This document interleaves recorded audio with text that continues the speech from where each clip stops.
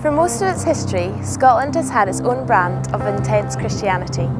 God, using monks like Ninian and Columba, jump-started the church over 1400 years ago.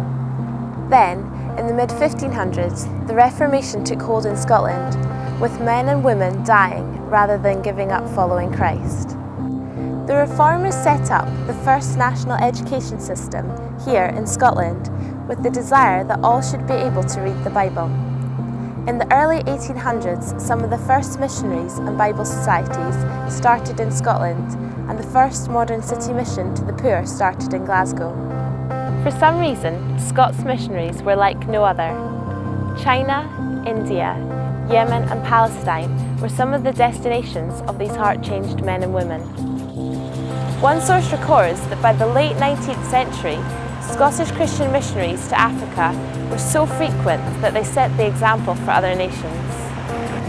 It doesn't take brilliance to note that the Scottish Church of today doesn't resemble its past. Today, you're more likely to walk past a believer in Christ in Saudi Arabia than one under the age of 40 in this country.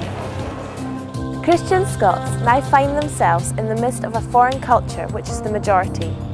A culture which has had a bad experience with institutional church, finding it irrelevant or have never even heard of the gospel. Most have rejected religion. Unless we demonstrate the difference between religion and the gospel, who will tell them that they didn't actually reject the real thing? In addition, our culture has become more fragmented. Individuals now belong to tribes and subcultures which appeal to a specific interest or need. A new kind of cross-cultural missionary is required for these times. How the Church of Jesus cultivates these leaders will directly affect how the Church will respond as it becomes increasingly marginalised and persecuted in this country. Today's generation of student leaders are the nation's best hope of discovering the good news of Christ and reshaping what the Church will become in the near future.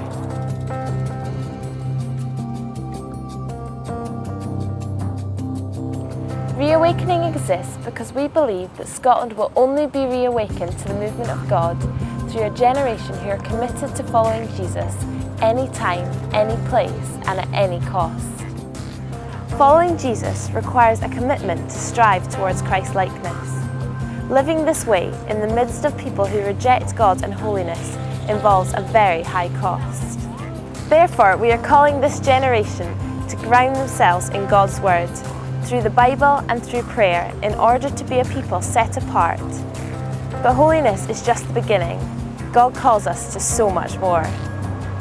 ReAwakening exists because we believe that Scotland will only be reawakened to the movement of God through a generation who are committed to following Jesus anytime, any place and at any cost.